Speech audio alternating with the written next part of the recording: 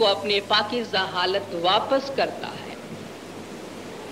कल मैंने कुरान की आयत आपके सामने पेश की थी कि लक़द खलक़नल इंसान फी अहसनि तक़वीम, इंसान को हमने बहुत बेहतरीन सांचे में ढाला है। सुम्मा रददनाहु अस्फल साफिलीन, फिर हमने उसको पस्त तरीन मकाम की तरफ गिरा दिया है, नीचे से नीचे मकाम की तरफ उसको वापस भेज दिया है। और खुदावन ताला के नूर का ये जर्रा यानी रूह इंसानी आलम अरवा से या अपने नूरानी समंदर से जुदा होकर जो जो इस मादी दुनिया की तरफ आई है, तू उसके अंदर से रूहानी और उलूही सिफत कम होती गई है और उसमें मादी सिफात, कसाफत, सकालत बढ़ती गई है। वो रूह भारी हो गई है। सरकार मौलाना हाज़िर इमाम शाह करीम अल हुसैनी सल्लल्लाहु अलैहि खुदाविन ने अपने 48वें जाम में फरमाया कि तुम्हारी असलियत तो बहुत ऊंची है, लेकिन तुम्हारी हालत एक पर कटे हुए परिंदे की तरह बन गई है जो जमीन में रेंग रहा है। अस्फल साफिलीन की तरफ पस्त तरीन हालत में हम हैं, तो खुदा ने वसीला को भी उसी जगह तक भेजा, उसी नीचे मकाम तक भेजा, ताकि वहां जाकर इंसानी रूह को बेदार करे। खुद हमारी हालत तक वो पैगंबर या इमाम आकर हमारे सामने, हमारे दरमियान आकर हमारी रूह से कलाम करके उसमें बेदारी पैदा करते हैं, उसको आगाह करते हैं कि तुम्हारी हकीकत पाकीज़ा है, और उसको वो तालीमात देते हैं कि जो रूह को पाक करें।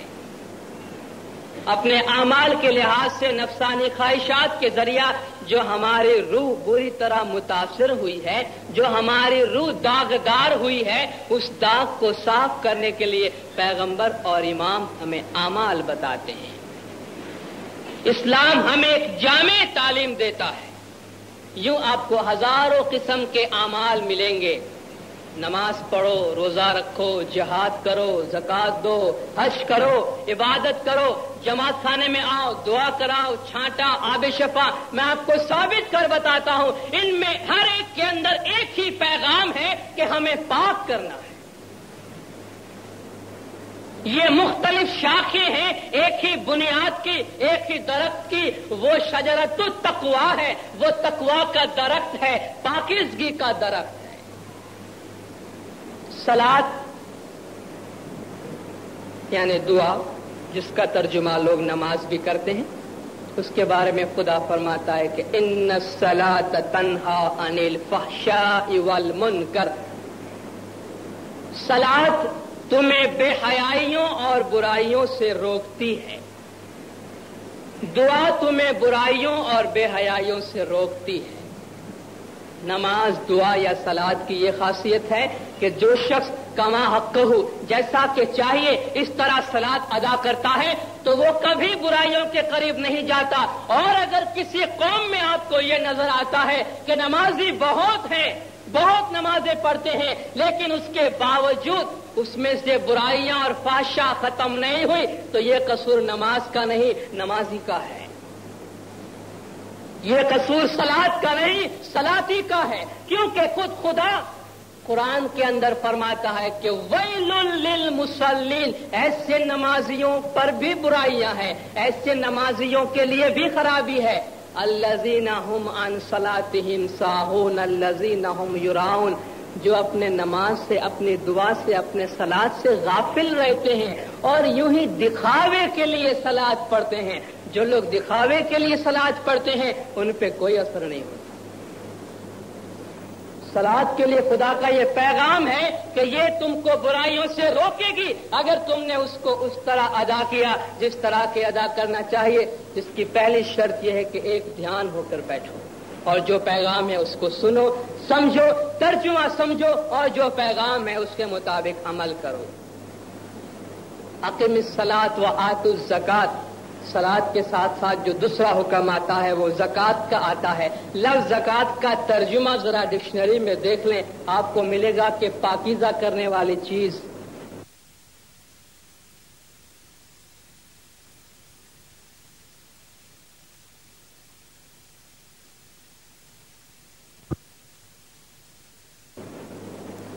الذی یؤتی مالہ یتزکا، جو اپنا مال دیتے ہیں تاکہ وہ پاک ہو جائیں۔ امام کی راہ میں جو بڑی بڑی قربانیاں کرتے ہیں لوگ، وہ کیوں کرتے ہیں؟ امام اس کی بدولت انہیں دعائیں دیتے ہیں، دعاسیس دیتے ہیں، انہیں پاک و پاکیزہ کرتے ہیں۔ امام کی محبت ایک ایسی چیز ہے، یا پیغمبر کی محبت، خدا کی محبت، یہ ایک ہی چیز ہے۔ یہ خدا کی یا امام کی یا پیغمبر کی محبت ایک ایسی چیز ہے کہ انسان کے اندر سے تمام برائیوں کو جلا کے ختم کر دیتی ہے۔ مولا نے فرمایا اگر تمہارے دل میں عشق ہے، محبت ہے، پھر بھی اگر عبادت کی کمی ہے تو چل جائے گی، کیونکہ محبت بہت بڑی چیز ہے۔ کبھی نہ کبھی تمہیں راہ راست پہ لے آئے گی وہ چیز، کبھی نہ کبھی تمہیں عملی طور پہ ایماندار بنا دے گی وہ چیز۔ تیسری چیز صوم ہے۔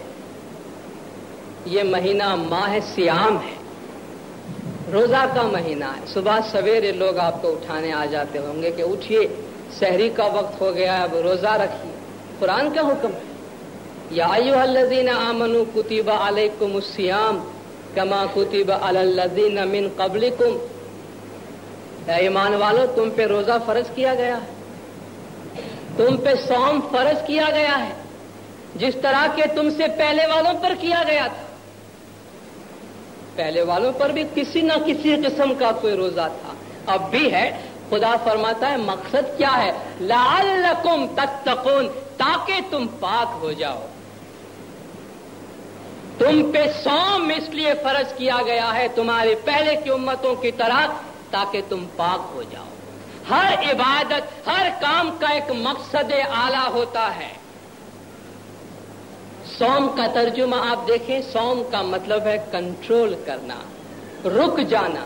آپ کوئی کام باقاعدہ طور پر ریگولر کرتے ہیں پابندی سے، اس کام سے رک جانے کو صوم کہتے ہیں۔ اور قرآن میں آپ کو مختلف معنی میں صوم ملے گا۔ اور قرآن میں صرف یہی نہیں ہے کہ آپ کھانے پینے سے رک جائے تو آپ کا صوم ہے، قرآن میں یہ بھی ہے کہ آپ خاموش ہو جائیں تو بھی آپ کا صوم ہے۔ حضرت مریم کے قصے میں یہ ذکر ہے کہ مریم کو جب لوگ تنگ کر رہے تھے حضرت عیسیٰ علیہ السلام کی پیدائش کے بارے میں، تو خدا نے ان کو حکم دیا کہ اے مریم جاؤ چپ چاپ ایک درخت کے نیچے بیٹھ جاؤ، کھاؤ پیو، اور اگر تمہیں کوئی انسان نظر آئے فَقُلِي إِنِّي نَذَرْتُ لِلرَّحْمَنِ صَوْمًا فَلَنْ أُكَلِّمُ الْيَوْمَ إِنسِيًّا، اگر تمہیں کوئی انسان کوئی بات کہے تو ان کو کہہ دو کہ آج میں نے اپنے پروردگار کے نام کا روزہ رکھا ہے، اس لیے میں آج کسی انسان سے بات نہیں کروں گی۔ یہ بھی ایک روزہ ہے، یہ بھی ایک تقویٰ، یہ بھی ایک پاکیزگی ہے۔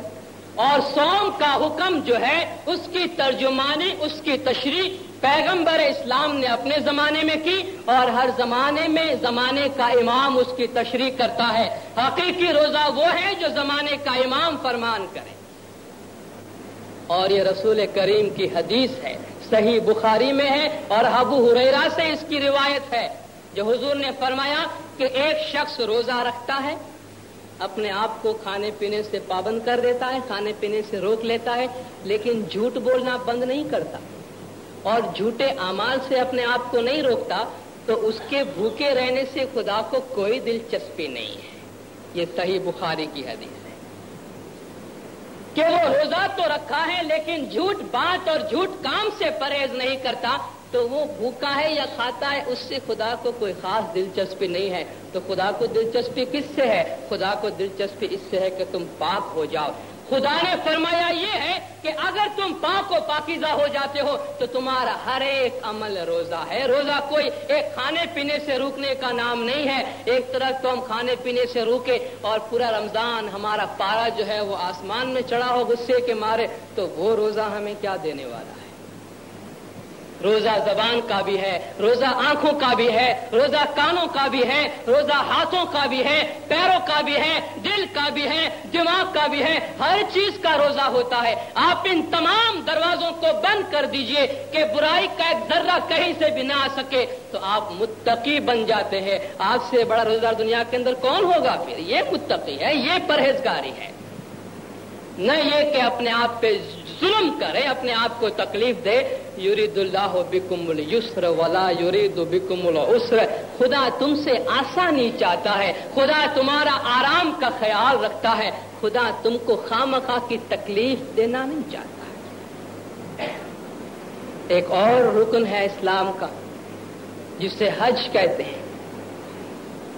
مسلمین و مسلمات سال میں ایک مرتبہ یا زندگی میں ایک مرتبہ انہیں امید ہوتی ہے کہ ہم حج کرنے کے لیے جائیں، جہاں مختلف مقامات ہیں. میں بہت مختصراً آپ کے سامنے عرض کرتا ہوں. جہاں مختلف مقامات ہے اور ہر جگہ جا کے ایک ایک عمل بجا لانا پڑتا ہے. عرفات ہے، حجر اسود ہے، بہت ساری چیزیں ہیں، اور انہیں خداوند تعالیٰ کی نشانیاں تسلیم کی جاتی ہیں. یہ خداوند تعالیٰ کی شعائر ہیں. اور خدا فرماتا ہے کہ وَمَن يُعَظِّمْ شَعَائِرَ اللَّهِ فَإِنَّهَا مِن تَقْوَى الْقُلُوبِ، کہ جو خدا کی نشانیوں کی تعظیم کرتے ہیں تو وہ دل کی پاکیزگی کی وجہ سے. جو خدا کی نشانیوں کی عزت کرتے ہیں تو اس سے دل کی پاکیزگی ہوتی ہے، اس سے دل پاکیزہ ہوتا ہے. اور حج کے موقع پر اور دیگر مواقع پر جو قربانیاں کی جاتی ہے خدا کی راہ میں، اس کے لیے بھی خدا فرماتا ہے کہ لن ینال اللہ لحومھا ولا دماؤھا، یہ تمہاری قربانیوں کا گوشت اور خون خدا تک نہیں پہنچتے ہیں.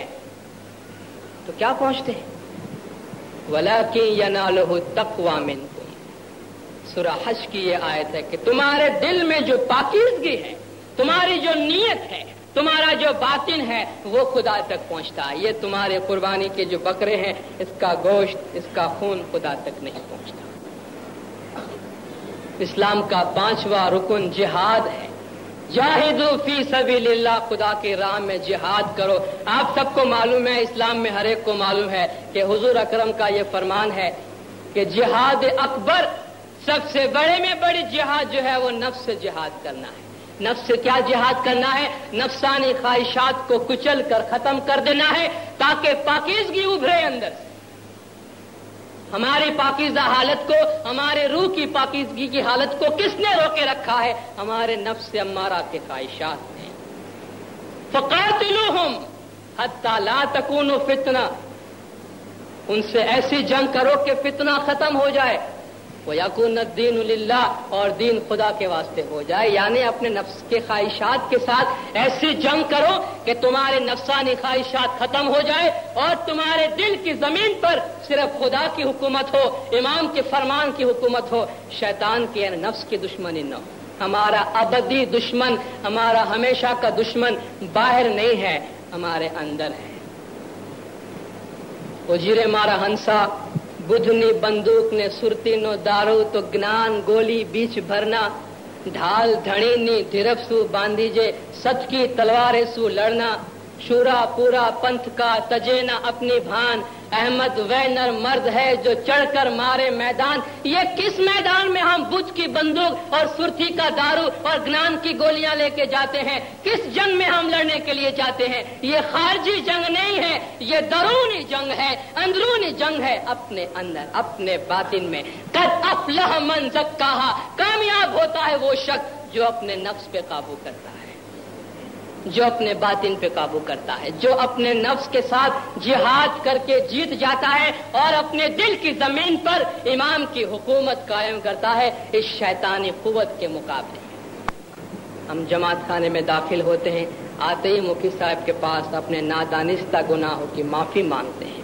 تو وہ تفصیلدار چھانٹا لیتے ہیں، گناہوں کی بخشش لیتے ہیں، آب شفا پیتے ہیں. دل کو پاک کرنے کے لیے، شفا کے لیے کتنی چیزیں آپ کے سامنے بیان کی جائے. آپ کسی بھی راستے سے آئیے، کسی بھی چیز کو اٹھائیے، آپ ایک ہی موڑ پر پہنچیں گے جہاں یہ تمام راستے آتے ہیں، اور وہ ہے پاکیزگی. سرکار نے اپنے فرمان میں فرمایا کہ پاک ہے وہ دوسری چیز ہے، خاک ہے وہ دوسری چیز ہے. ہمارا وجود خاک اور پاک دونوں کا بنا ہے. یہ جو ہمارے باہر ہے وہ خاک ہے، جو ہمارے اندر ہے وہ پاک ہے. امام نے فرمایا خاک کو چھوڑو، پاک کو اپنانے کی کوشش کرو. ایک مرتبہ اگر تم نے پاک کو اپنا لیا تو پھر تمہارے خاکی جسم کو جلا دیا جائے یا کتے کھا جائیں، اس سے کوئی فرق نہیں پڑتا۔ یہ ایسے اسباق ہے جو ہمیں یاد کرنے چاہیے۔ امام زمان جو ہمیں ہدایات دیتے ہیں وہ ہے کہ ہمیں پاک و پاکیزہ کر دے، زمین ہموار کر دے تاکہ نور نور سمانے کی جو منزل آتی ہے وہ آ جائے۔ وکھے واسنا جیارے گڑے تیارے من وش جتھائے۔ اس دل کے زہریلا پن کو ہم ختم کریں گے تو نفس قابو میں آئے گا۔ پیر صدر دن بولیا پچھی نورے تے نور سمائے۔ جب ہماری پاکیزگی کی زمین ہموار ہو جاتی ہے تو امام ہمیں ایک ایسا طریقہ بتاتے ہیں کہ ہماری روح کو پرواز نصیب ہوتی ہے، ہماری روح بلندی کی طرف جاتی ہے۔ خداوند مولانا حاضر امام گج جماعت کے تمام گناہ معاف کرے، سب کی نیک امیدیں پوری کرے، آخری دم تک ایمان سلامت رکھے، دین و دنیا میں سکھی و آباد رکھے، اپنا دیدار نصیب کرے۔ صلوات پڑھ زندار اللہم صلی علی محمد وآلہ۔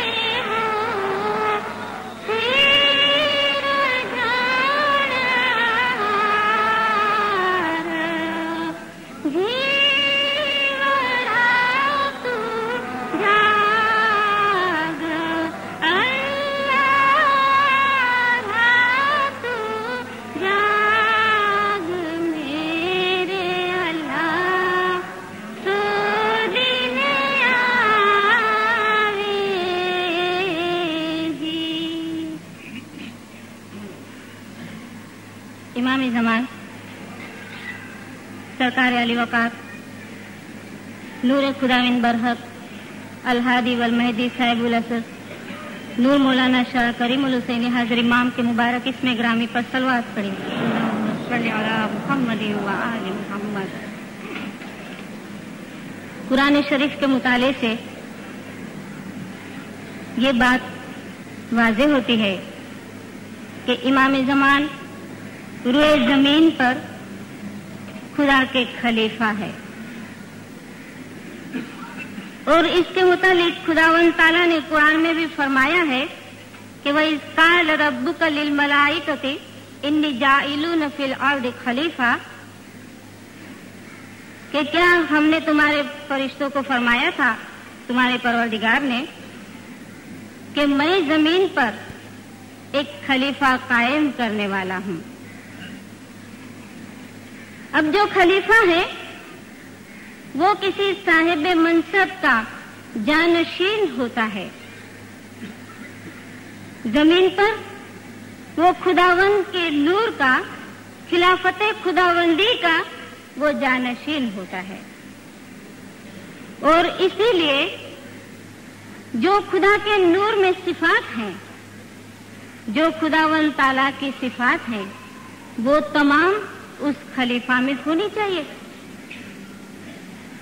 خدا نے جب آدم میں اپنی روح پھونکی اور فرشتوں کو سجدہ کرنے کے لیے فرمایا، تو یہاں جو روح پھونکنے کا جو بات ہے وہ یہ ہے کہ خداوند تعالیٰ نے اپنی نور کے ساتھ وہ تمام صفات، وہ تمام اختیارات اپنے روئے زمین پر جو خلیفہ مقرر کیا اس میں منتقل کر دیا۔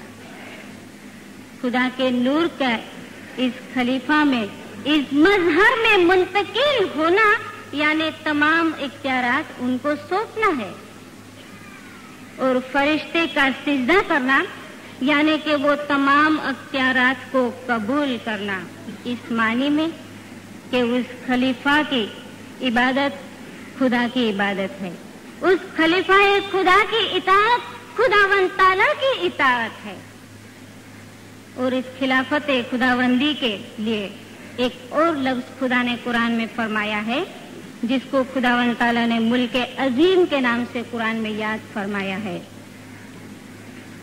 हजरत इब्राहिम अलैहिस्सलाम के बारे में खुदावंद ताला फरमाते हैं कि फ़क़द आतैना आल इब्राहिम अल किताब वल हिकमत व आतैनाहुम मुल्कन अजीमा, कि हमने इब्राहिम के आल को किताब और हिकमत अता की और हमने एक बहुत बड़ी सल्तनत उनको अता की। किताब और हिकमत,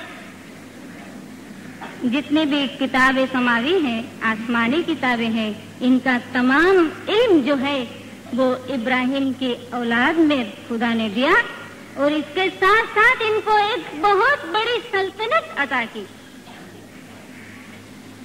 जहां बादशाह और सुल्तान का लफ्ज हमारे सामने आता है, वहां सल्तनत और बादशाही वो बादशाह और सुल्तान से अलग नहीं होती।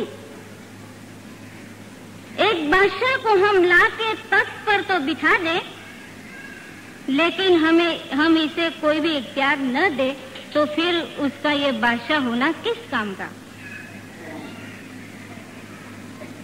उनको बादशाह बनाना यानी उनको तमाम चीज का इख्तियार देना कि वो चाहे तो कर सकता है। और खुदा ने इसी माना में अपने नूर को हजरत आदम अलैहिस्सलाम ने मुंतकिल किया था कि आज से रोए जमीन पर ये मेरा खलीफा है, क्योंकि खुदा ने फरमाया था कि तुम लोगों को मेरी तरफ से हुक्म दिया करना।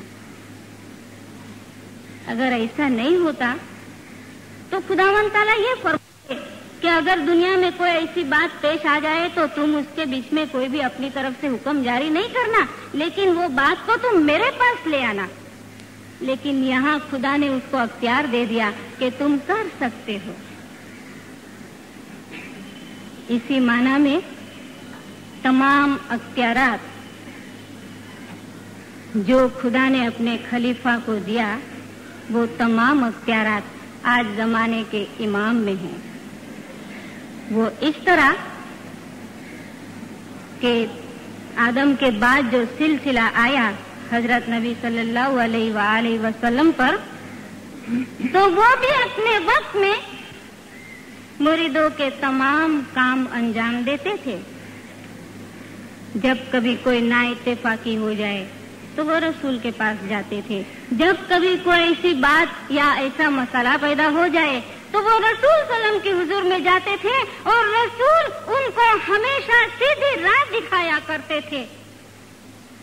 कुरान में काफी जगह पर हमने देखा है, हमने बहुत मर्तबा सुना है कि रसूल खुदा ने जब कोई काम अंजाम दिया तो खुदावंद ताला फरमाते हैं कि रसूल ये काम तुमने नहीं किया, ये काम मैंने किया है।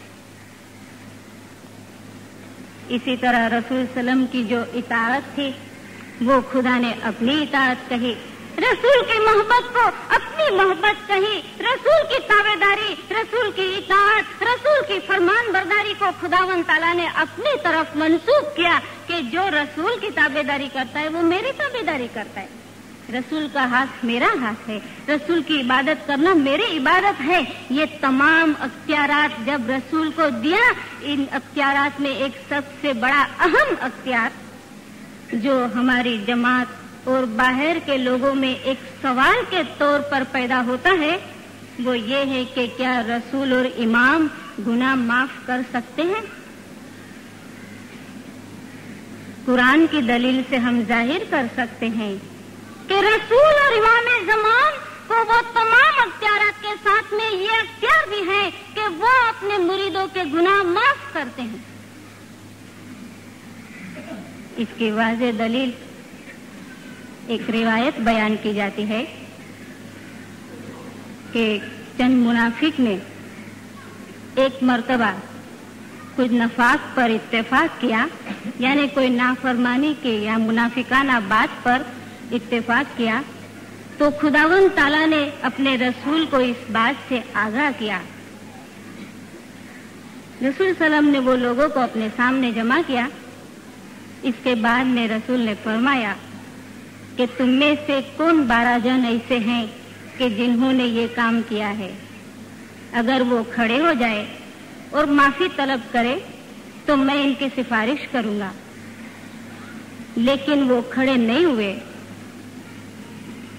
काफी इसरार के बावजूद भी जब वो खड़े न हुए तो रसूल सल्लम ने उनके नाम पता दिया और इसके बाद में वो बहुत ही जलील और रुस्वा हुए। कहते हैं कि उस वक्त खुदावंद ताला ने एक आयत नाजिल फरमाई जिसमें खुदावंद ताला ने ये फरमाया कि वो लोग जिन्होंने अपने जान पर जुल्म किया था, अगर उस वक्त वो तुम्हारे पास माफी मांगते और तुम भी इसकी मग़फ़िरत चाहते तो वो देख लेते कि खुदावंद ताला बहुत बड़ा तौबा कबूल करने वाला और मेहरबान है। यहाँ एक लाइन, अगर तुम भी उसकी माफी चाहते, यानी कि रसूल भी माफी चाहते तो खुदा माफ करता। अगर रसूल माफी नहीं चाहते तो खुदा माफ नहीं करेगा। यानी खुदा तक पहुंचने के लिए रसूल की माफी, रसूल का बख्श करना इतना जरूरी है कि खुदा फरमाते हैं कि अगर रसूल इसके लिए माफी मांगता तो वो देख लेते कि खुदा भी बहुत बड़ा तौबा कबूल करने वाला है, वो बहुत बड़ा मेहरबान है। खुदा ने बार बार कुरान में फरमाया है कि रसूल तुम्हें पाक करता है, रसूल तुम्हें जिंदा करता है। एक जगह पे खुदा फरमाते हैं कि या अय्युहल्लज़ीना आमनुस्तजीबू लिल्लाहि वलिर्रसूली इज़ा दआकुम लम्मा युहयीकुम। खुदा ताला फरमाते हैं कि ऐ ईमान वालो, रसूल और उसके खुदा जब तुमको पुकारते हैं तो तुम उसको जवाब दो ताकि वो तुमको जिंदा करे। क्या हम मुर्दे हैं? नहीं। यहाँ जिंदा करने का जो मकसद है कि मोमिनों के गुनाह को साफ करे, उनको गुनाह से पाक करे, यानी रूहानी तौर पर उनको जिंदा कर दे। और इसी माना में नबूवत के बाद जब इमामत आई तो रसूल सल्लम ने वो वाकया हमारे सामने फिर से हमें याद आता है कि जिस तरह खुदा ने अपना नूर इस खलीफाए खुदा में मुंतकिल किया था जिसके साथ तमाम सिफात थी, तो ये नबूवत के बाद जब रसूल सल्लम ने मौलाना अली अलैहिस्सलाम को अपना वारिस जाहिर किया तो उस वक्त ये तमाम चीजें मौलाना अली अलैहिस्सलाम ने मुंतकिल होती है। और इसी माना में हम ये कह सकते हैं कि इमाम ज़मान हमारे गुनाह माफ करते हैं और इनको माफ करने का हक है, क्योंकि मैंने शुरू में बताया कि रूए जमीन पर इमाम एक खलीफा की हैसियत से है, वो खुदावंदी खिलाफत का खलीफा है, उनको तमाम अख्तियारत है। जहाँ तक गुनाह का सवाल पैदा होता है तो गुनाह कब होता है? गुनाह का दारोमदार किस चीज के साथ में है? अगर सोचा जाए तो गुनाह का दारोमदार इमाम के फरमान के साथ है। अगर हमने इमाम के फरमान पर अमल किया तो हम गुनाह से पाक होते हैं। जो मोमिन इमाम के फरमान पर अमल करते हैं तो वो नेकी की राह पर है, लेकिन जब हम बेफरमानी कर देते हैं तो ये हमारे लिए बदी है। जिस चीज से गुनाह पैदा होता है उस चीज के पास ही गुनाह माफ करना चाहिए, उनकी तरफ ही रुजू करना चाहिए। पीरों ने हमें गलत फलसफा बयान नहीं फरमाया, पीरों ने हमें गिनानों के जरिया कुरान का ये निचोड़ हर जगह बताया है और पीरों ने यही आजिज़ी हमेशा की है कि तू ही है कि गुनाह का माफ करने वाला है। कुरान की एक वाज़ेह आयत ये पेश करूंगी कि जिसमें खुल्लम खुल्ला ये जाहिर होता है कि वक्त का जो पैगंबर है वो गुनाह माफ कर सकते हैं। खुदावंद ताला एक जगह पे फरमाते हैं कि या कौमना अजीबु दाई अल्लाह, ऐ हमारी कौम जवाब दो, बात मानो खुदा के दाई की जो खुदा की तरफ बुलाता है, वह आमिनु बिही और उस पर ईमान लाओ, क्योंकि यग़फिर लकुम ज़ुनूबिकुम, वो तुम्हारे लिए तुम्हारे गुनाह माफ करेगा, व युजिरकुम मिन अज़ाबिन अलीम, और तुम्हें क़यामत के बहुत बड़े दर्दनाक आज़ाब से पनाह में रखेगा। کھلی کھلی آیت ہے. کہیں ہماری قوم تم خدا کی طرف بلانے والے دائی کو ان کی بات مانو، ان کے اوپر ایمان لاؤ، کیونکہ وہ تمہارے گناہ معاف کرے. امام زمان مریدوں کے اسی معنی میں گناہ معاف کرتے ہیں جس کا خلاصہ پیر نے بھی گنان میں بتایا کہ بڑے پیر صدر دن یا علی ہم گنہگار گناہ بخشو ہمارا یا علی بخشنہار. اسی معنی میں پیر نے امام کو گناہ بخشنے والے کا انتخاب کیا ہے. مولانا حاضر امام ہمیشہ مریدوں پر اپنی رحمت نازل کرتے رہتے ہیں، ان کی پناہ میں ہمیں رکھتے ہیں. ہم مولا کے حضور میں یہی دعا مانگتے ہیں کہ مولانا حاضر امام گد جماعت کا ایمان آخری دم تک سلامت رکھے، گد جماعت کو حقیقتی سمجھ عطا کرے، گد جماعت کو سکھی سلامت آباد رکھے، گد جماعت کو آخری دم تک اپنی پناہ میں رکھے. مولا اپنا ظاہری باطنی نورانی دیدار نصیب کرے. گد جماعت کہے